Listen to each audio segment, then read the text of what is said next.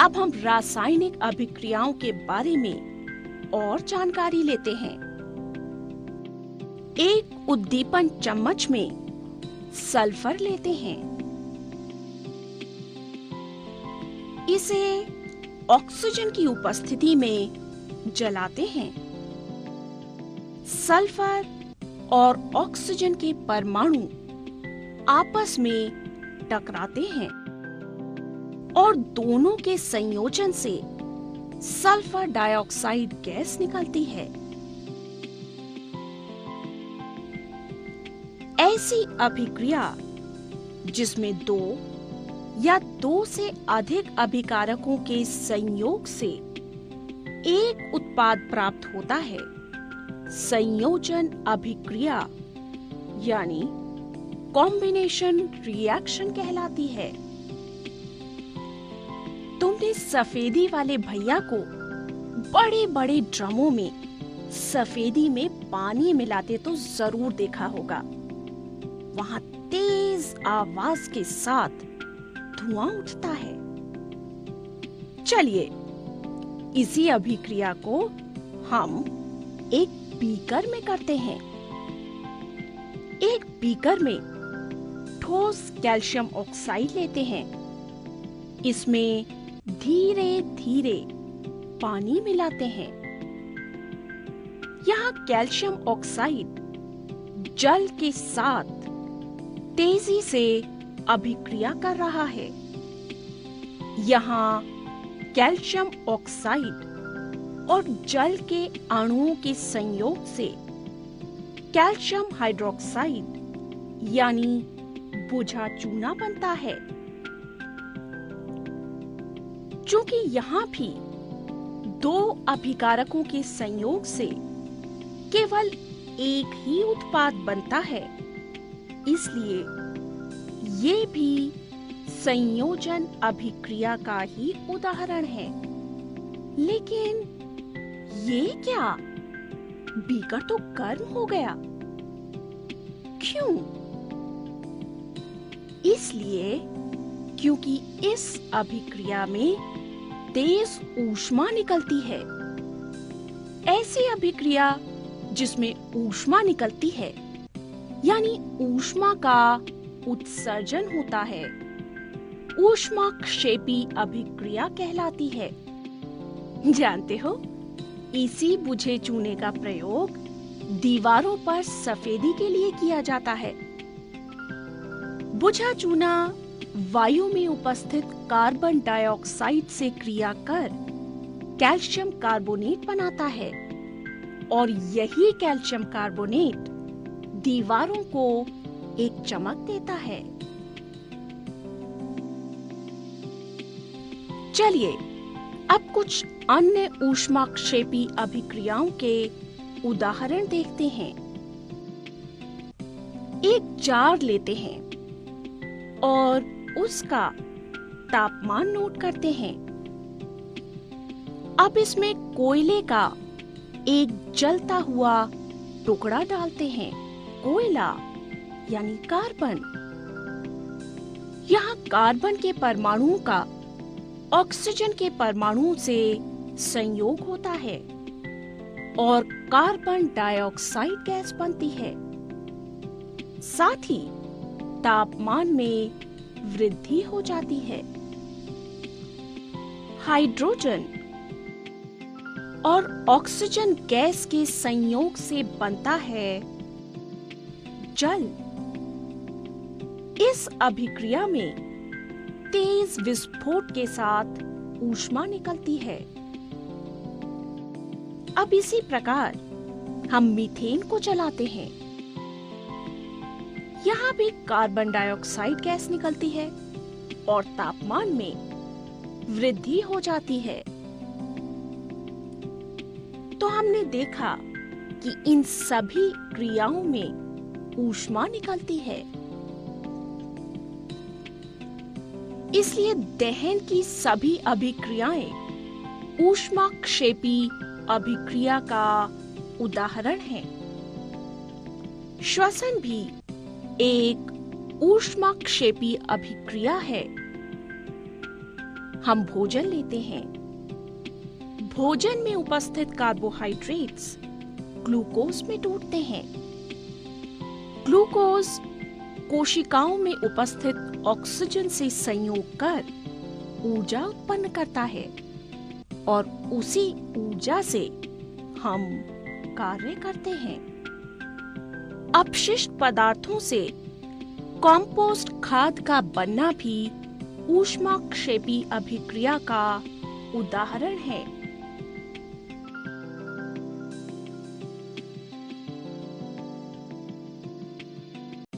चलिए अब एक अन्य अभिक्रिया का अध्ययन करते हैं। ये है फेरस सल्फेट के क्रिस्टल और ये हरे रंग के होते हैं। इन्हें एक परख नली में लेकर गर्म करते हैं। फेरस सल्फेट गर्म करने पर लाल भूरे रंग के आयरन ऑक्साइड में टूट जाता है और विशेष गंध के साथ सल्फर डाइऑक्साइड और सल्फर ट्राइऑक्साइड गैस निकलती है। फेरस सल्फेट में क्रिस्टलीय जल के 7 अणु होते हैं। गर्म करने पर फेरस सल्फेट का क्रिस्टल जल को त्याग देता है और क्रिस्टल का रंग बदल जाता है। फिर फेरस सल्फेट फेरिक ऑक्साइड और सल्फर डाइऑक्साइड में वियोजित हो जाता है। 2FeSO4 तीर का निशान Fe2O3 जमा SO2 जमा SO3। यदि कैल्शियम कार्बोनेट को उच्च ताप पर गर्म किया जाए तो ये कैल्शियम ऑक्साइड और कार्बन डाइऑक्साइड में टूट जाता है। ये भी वियोजन अभिक्रिया का ही उदाहरण है। तो हमने देखा कि इन सभी अभिक्रियाओं में एक यौगिक 2 या 2 से अधिक यौगिकों में टूटता है। इस प्रकार की अभिक्रिया को विघटन या वियोजन अभिक्रिया कहते हैं। अब एक परख नली में लेड नाइट्रेट लें और उसे गर्म करें। गर्म करने पर क्रैकिंग की आवाज होती है। यहाँ लेड नाइट्रेट लेड ऑक्साइड और नाइट्रोजन डाइऑक्साइड में टूट जाता है। इसीलिए भूरे रंग की नाइट्रोजन डाइऑक्साइड गैस निकलती है और साथ में ऑक्सीजन गैस भी निकलती है। आइए इसे भी संतुलित करते हैं। 2PbNO3 का होल ट्वाइस गर्म करने पर बनाता है 2PbO जमा O2 जमा 4NO2। ये भी वियोजन अभिक्रिया का उदाहरण है। एक चाइना डिश में सिल्वर क्लोराइड का चूर्ण लें। चाइना डिश को कुछ घंटों के लिए सूर्य के प्रकाश में रख दें। कुछ देर बाद सूर्य की प्रकाश ऊर्जा के द्वारा सिल्वर क्लोराइड सिल्वर और क्लोरीन में टूट जाता है और चाइना डिश में धूसर रंग प्राप्त होता है। 2Ag सूर्य के प्रकाश में बनाता है 2Ag जमा Br2।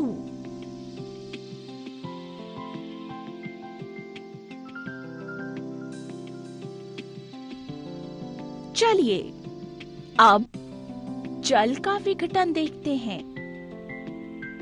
अब एक बीकर या मग लो और उसके तल में 2 छिद्र करो। उनमें कार्बन के 2 इलेक्ट्रोड लगाओ, जिन्हें 6 वोल्ट की बैटरी के साथ जोड़ दो। मग को पानी से इस प्रकार भरो कि कार्बन के दोनों इलेक्ट्रोड्स पानी में डूबे रहें। अब पानी से भरी 2 परख नलियां लें। इन्हें दोनों इलेक्ट्रोड्स पर उल्टा लगाएं और परिपथ में विद्युत धारा प्रवाहित करें। दोनों इलेक्ट्रोड्स पर बुलबुले उठने लगते हैं और पानी का तल दोनों इलेक्ट्रोड्स में घटने लगता है। एनोड पर रखी परख नली में पानी का तल कैथोड पर रखी परख नली में पानी के तल की अपेक्षा धीरे घटता है। हाइड्रोजन का आयतन ऑक्सीजन की तुलना में लगभग दुगना होता है। अब दोनों परख नलियों में जब पूरी तरह से गैस भर जाए तो दोनों को सीधा करें। दोनों ही परख नलियों के पास एक एक करके माचिस की जलती हुई तीली लाएं। एनोड से उठाई गई परख नली के नजदीक लाई गई तीली अधिक चमक के साथ जल उठती है, जिससे पता चलता है कि इसमें ऑक्सीजन गैस है। जबकि कैथोड पर से उठाई गई तीली पॉप की आवाज के साथ बुझ जाती है और पता चलता है कि इस परख नली में हाइड्रोजन गैस है। हम कह सकते हैं कि जल में से विद्युत धारा प्रवाहित करने पर वो ऑक्सीजन और हाइड्रोजन गैस में विघटित हो जाता है। यहाँ ध्यान देने योग्य बात ये है कि हमने जितनी भी विघटन अभिक्रियाओं का अध्ययन किया, उन्हें करने के लिए ऊर्जा का उपयोग किया गया या फिर उन्हें गर्म किया गया, सूर्य का प्रकाश दिया गया या फिर विद्युत ऊर्जा दी गई। ऐसी अभिक्रियाएं जिनमें ऊष्मा का शोषण होता है, ऊष्मा शोषी अभिक्रियाएं कहलाती हैं। चलिए एक अन्य ऊष्मा शोषी अभिक्रिया का अध्ययन करते हैं। एक बीकर में जल लें और उसका तापमान नोट करें। अब इसमें लगभग 1 ग्राम अमोनियम क्लोराइड डालें और उसे ग्लास रॉड से हिलाएं। अब पुनः इसका तापमान नोट करें। आप देखेंगे कि तापमान पहले से कम हो गया है और बीकर भी छूने में ठंडा लग रहा है। यानी इस अभिक्रिया में ऊष्मा का शोषण हुआ है और इसीलिए ये एक ऊष्मा शोषी अभिक्रिया है। इसी प्रकार एक परख नली में बेरियम हाइड्रोक्साइड लें और उसमें लगभग 1 ग्राम अमोनियम क्लोराइड, उसे ग्लास की छड़ से हिलाएं और परख नली को नीचे से छुएं। आपको ये ठंडी लगेगी क्योंकि ये क्रिया भी ऊष्मा शोषी क्रिया का उदाहरण है जिसमें ऊर्जा का शोषण होता है। अब एक अन्य अभिक्रिया देखें। 2 परख नलियां लें, A और B। दोनों में ही कॉपर सल्फेट का विलयन डालें। ये नीले रंग का होता है। अब कुछ कीले लें और उन्हें रगड़कर साफ कर लें। ऐसी 3-4 कीलें परख नली ए में डालें। चूंकि लोहा रासायनिक दृष्टि से कॉपर से अधिक क्रियाशील होता है, अतः लोहा कॉपर सल्फेट के विलयन में से कॉपर को विस्थापित कर देता है और हरे रंग का फेरस सल्फेट विलयन प्राप्त होता है। तांबा यानी कॉपर लोहे की कील पर एकत्रित हो जाता है। इसीलिए कुछ समय बाद आप देखते हैं कि परख नली ए में हरे रंग का विलयन प्राप्त होता है और कीलें चमकदार भूरे रंग की दिखने लगती हैं। ऐसी अभिक्रिया जिसमें एक तत्व द्वारा दूसरे तत्व का विस्थापन होता है, विस्थापन अभिक्रिया कहलाती है। अब एक बार पुनः एक बीकर में कॉपर सल्फेट का विलयन ले। कॉपर सल्फेट के विलयन में जिंक धातु के टुकड़े डालें। क्योंकि जिंक तांबे से अधिक क्रियाशील है, इसलिए वो तांबे को उसके स्थान से विस्थापित कर देगा और जिंक सल्फेट का विलयन प्राप्त होगा। धीरे धीरे जिंक धातु पर तांबा एकत्रित होता जाता है। इसी प्रकार लेड धातु की कॉपर क्लोराइड से अभिक्रिया करवाने पर लेड क्लोराइड प्राप्त होता है। चूंकि यहाँ जिंक ने तांबे को उसके स्थान से विस्थापित कर दिया है, इसलिए ये भी विस्थापन अभिक्रिया का ही उदाहरण है। अब हम एक अन्य अभिक्रिया देखते हैं।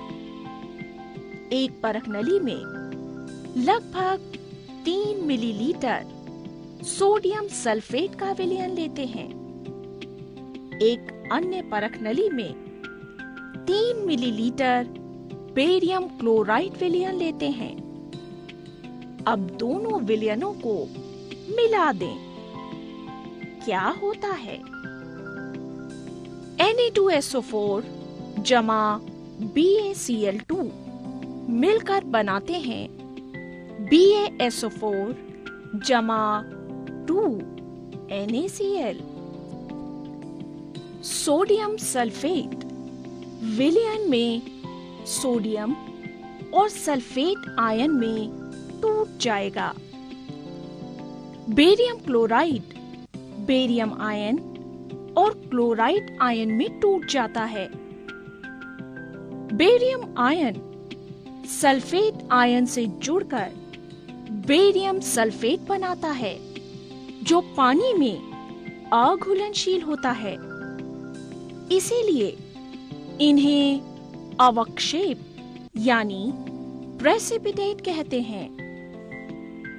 जिस अभिक्रिया में अवक्षेप बनते हैं, उन्हें प्रेसिपिटेशन रिएक्शन कहते हैं।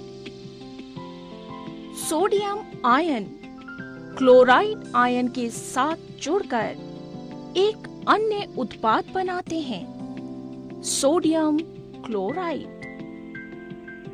हमने देखा कि इस अभिक्रिया में अभिकारकों के मध्य आयन का प्रतिस्थापन यानी एक्सचेंज होता है। बेरियम आयन सोडियम आयन का स्थान ले लेते हैं और सोडियम आयन बेरियम आयन का स्थान ले लेते हैं। ऐसी अभिक्रिया जिसमें आयन एक दूसरे को प्रतिस्थापित करते हैं, द्विविस्थापन अभिक्रिया कहलाती है। आरंभ में हमने लेड नाइट्रेट और पोटेशियम आयोडाइड की अभिक्रिया देखी थी, जहां हमें लेड आयोडाइड के पीले रंग के अवक्षेप प्राप्त हुए थे। यहाँ पोटेशियम ने लेड को प्रतिस्थापित किया था और लेड ने पोटेशियम का स्थान ले लिया था। तो हम देखते हैं कि ये भी द्विविस्थापन अभिक्रिया का ही उदाहरण है।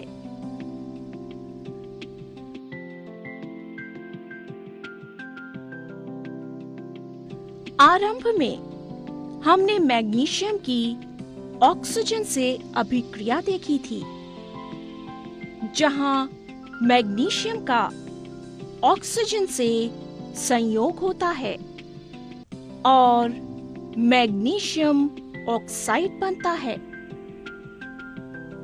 ऐसी अभिक्रिया जहां तत्व का ऑक्सीजन से संयोग होता है एवं ऑक्साइड बनता है, ऑक्सीकरण अभिक्रिया कहलाती है। चलिए एक चाइना डिश में कॉपर पाउडर लेते हैं। ये भूरे रंग का चूर्ण है। इसे तीव्र गर्म करें। तांबा ऑक्सीजन से क्रिया करता है। यहाँ तांबा ऑक्सीजन के साथ संयोग करके काले रंग का कॉपर ऑक्साइड बनाता है, यानी तांबे का ऑक्सीकरण होता है। ये भी ऑक्सीकरण अभिक्रिया का उदाहरण है। अब इस कॉपर ऑक्साइड में हाइड्रोजन गैस प्रवाहित करते हैं। यहाँ कॉपर ऑक्साइड हाइड्रोजन के साथ अभिक्रिया करता है। ऑक्सीजन परमाणु कॉपर से अलग हो जाता है और हाइड्रोजन से जुड़ जाता है। जब किसी पदार्थ से ऑक्सीजन की हानि होती है तो हम कहते हैं कि पदार्थ का अपचयन या अवकरण यानी रिडक्शन हो गया।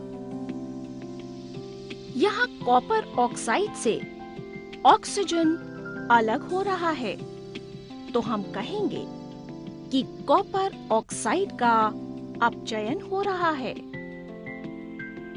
यहाँ ऑक्सीजन हाइड्रोजन के साथ संयोग करता है।